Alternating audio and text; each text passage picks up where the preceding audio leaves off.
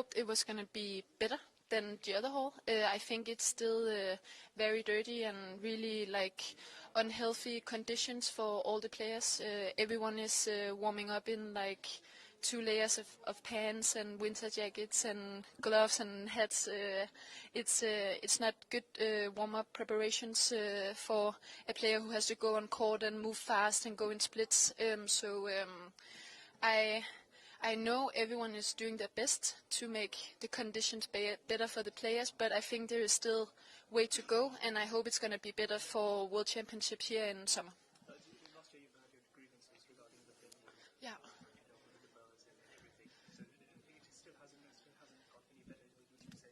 Just Yeah. What are your To be honest, no. Yesterday when I came to the warm-up courts, there was birds flying around and shitting on the court, and yeah, I don't think I have to say that's really unhealthy and not normal. I don't think so many other athletes would play under these conditions, but yeah.